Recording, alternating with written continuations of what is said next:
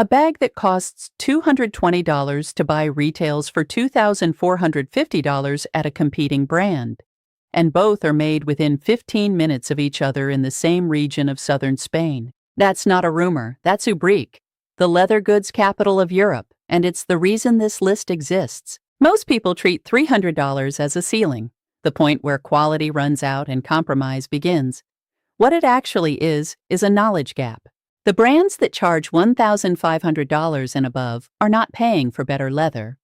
They are paying for a campaign, a flagship store on a boulevard you've heard of, and a logo that signals money to other people. When you know where the leather comes from and how the bag is built, $300 stops feeling like a budget and starts feeling like an advantage. These 10 bags are that advantage. Every one of them uses materials and construction methods that belong in a much higher price bracket.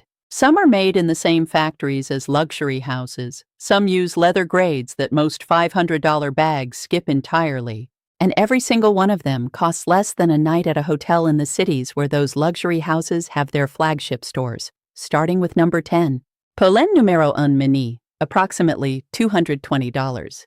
Polène is a French brand founded in Paris in 2017, but the bags are made in Ubrique, Spain. The same hilltop town in Andalusia where Loewe, Chloe, and Prada have leather goods produced. The Numéro 1 Mini is made from full-grain calfskin, which means the leather hasn't been sanded down or corrected to hide imperfections. Full grain is the outermost layer of the hide, the densest, most durable part. And it's what luxury houses use on their top-tier lines. Corrected grain leather, the kind you'll find on most bags in the $200 to $400 range, has that surface buffed away and replaced with an artificial finish. It looks fine new. It doesn't age the same way. The Numéro 1 Mini retails at roughly $220. The Low Puzzle Small, also Ubrique made, also full-grain leather, retails at $2,450.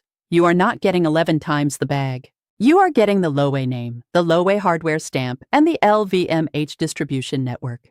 The Vancouver is made in Spain from vegetable tanned leather, which is the slow method, hides cured using natural tannins from tree bark over weeks or months, rather than the chromium-based process that takes 24 hours and dominates mass production. Vegetable tanned leather develops a patina over time. It darkens slightly, picks up the texture of use, and becomes more individual the longer you carry it. Chrome-tanned leather stays the same until it doesn't, then it peels or cracks. The Vancouver retails at $295. Mansour Gavriel's bucket bag, which is the comparison most people reach for in this category, retails at $495 and uses similar leather sourced from Italian tanneries. The DeMellier is not a lesser bag. It's a different distribution model. DeMellier sells direct, which removes the wholesale markup that typically doubles a bag's price before it reaches a retail floor. One thing to note, DeMellier's structured shapes are conservative by design. If you want an architectural statement piece or an aggressive silhouette, this isn't it. What you get instead is a clean, traceable, vegetable-tanned leather bag with edge stitching and a magnetic closure that doesn't feel cheap. At a price that reflects a brand still more interested in building product than building hype. 2 bags in, and neither one costs more than a single dinner at the kind of restaurant those luxury house ads are shot in. The leather grades hold up. The construction holds up. And we're just getting started, because the next 4 entries are where the value gap gets genuinely difficult to justify. Cuyana Classic Zip Tote, approximately $195. Cuyana was built on a single idea: fewer, better things. The Classic Zip Tote is made from full-grain Argentine leather. Argentina has one of the oldest leather working traditions in the world, with cattle raised on open pasture, producing hides with a tighter, more consistent grain than feedlot-raised animals. That matters because tighter grain means denser fiber structure, which means the leather resists stretching and scuffing better over time.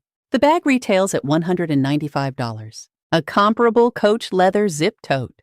And Coach is not a bad brand. Their 1941 line uses decent leather, runs $350 and above, and is made from top-grain leather that has been lightly sanded and finished. Top grain is still real leather. It's just one processing step further from the hide's surface than full grain, which means it's slightly less durable and won't develop the same depth of patina. You are paying $155 more for a brand that spent 40 years building mall recognition.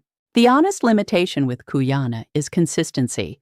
The brand has scaled quickly, and some buyers report variation in leather texture and hardware finish between production runs. It's not a deal breaker, but it's worth knowing. If you're ordering online, check the return window before you commit. Senreve Maestra Mini, approximately $295. Senreve makes bags in Italy, specifically in the Tuscany region, where the leather goods manufacturing tradition goes back centuries. And the craftspeople working in those workshops have skill sets that don't exist at scale anywhere else. The Maestra Mini is made from Saffiano leather, a crosshatch embossed, wax-treated surface originally developed by Mario Prada in 1913. The wax coating makes it scratch-resistant, water-resistant, and extraordinarily easy to maintain. It's the reason Prada built an entire product line around it. Prada's Saffiano Luxe Tote retails at approximately $1,500. The Senreve Maestra Mini retails at $295. Both are Italian-made Saffiano leather bags. The Prada is larger, carries more, and comes in a wider range of colorways with a seasonal cadence. It also carries a resale value that the Senreve does not. But the leather itself, the Saffiano process, the crosshatch texture, the wax treatment, that part is not exclusive to Prada. Senreve is using the same material category, made in the same country, at roughly 1/5 the price. The Maestra Mini converts between 8 carry styles, which sounds like a marketing claim until you actually use it and realize you've stopped buying separate bags for separate occasions. The caveat is the brand's aesthetic. It leans functional and modern, and if your wardrobe runs traditional or vintage, the silhouette may feel too utilitarian. Before we go further, which of these bags surprises you most so far? Drop it in the comments because the next 2 entries are the ones most people have genuinely never heard of, and that's exactly the point. Quince Italian Leather Crossbody, approximately $99. Quince is the brand that makes other brands uncomfortable. The model is simple, sourced directly from the same factories and tanneries that supply luxury and premium labels, remove every layer of middleman markup, and sell at cost, plus a thin margin. The Italian leather crossbody sits at $99 and is made from full-grain leather sourced from Florentine tanneries. The same supply chain that feeds brands charging 4 and 5 times the price for comparable leather goods. The construction is not complex. This is not a bag with architectural hardware or hand-burnished edges. What it is honest. Real full-grain leather, clean stitching, a structured crossbody silhouette that works with almost anything, at a price that removes every excuse not to own something well-made. At $99, the cost per wear calculation becomes almost unfair to competing brands. Carry it 3 times a week for 2 years, and you've spent less than 3 cents per use on full-grain Italian leather. The limitation is brand equity. Quince has none in the traditional sense, which means gifting this bag comes with an explanation. And the design is intentionally generic. There is no signature hardware, no recognizable silhouette, no detail that makes someone across the room curious about what you're carrying. For some buyers, that's the point. For others, it's a deal breaker. Strathberry Ace Mini, approximately $275. Strathberry is a Scottish brand, founded in Edinburgh in 2013, with production based in Spain. The Ace Mini's defining feature is its bar clasp closure, a horizontal metal bar that locks into a frame across the top of the bag. That hardware is not cheap to produce. A simple magnetic snap costs pennies to manufacture. A precision bar clasp mechanism with the tolerance required to open and close cleanly thousands of times costs significantly more. And most brands at this price point don't absorb that cost. They use the snap. The Ace Mini retails at $275. Boy, a Bangkok-founded brand with a cult following in the same structured bag category, retails comparable styles at $750 and above. Both brands use Spanish leather. Both use distinctive closure hardware as their visual signature. The gap is $475, and a meaningful portion of that gap is Boy's wholesale distribution model. The brand sells through Net-a-Porter and Matches, which adds a retail markup that Strathberry, selling more directly, doesn't carry to the same degree. Strathberry's caveat is leather consistency across colorways. The brand's neutrals, black, tan, navy, tend to show the most reliable finish quality. Some of the seasonal colors have drawn mixed reviews on leather texture. Stick to the core palette, and the Ace Mini is one of the most structurally interesting bags on this list at any price. 5 down, 5 to go. And the next 3 are where the construction details get serious enough that even people who work in luxury retail tend to stop and reconsider what they thought they knew about the $300 ceiling. Lotuff Leather Zipper Tote, approximately $285 for smaller styles. Lotuff is made in Providence, Rhode Island. Not assembled in the United States from imported components. Made in Providence, Rhode Island by a small team of craftspeople working with full-grain vegetable tanned leather that is sourced, cut, stitched, and finished in the same building. That level of domestic production at this price point is not just rare. It is, by any reasonable measure, almost impossible to explain from a business standpoint. And yet Lotuff has been doing it since 2010. The leather Lotuff uses is vegetable tanned, which means it goes through the slow curing process using natural tannins rather than the industrial chrome method. But what separates Lotuff from other brands on this list that also use vegetable tanned leather is the finishing step. The edges of every Lotuff bag are hand-burnished.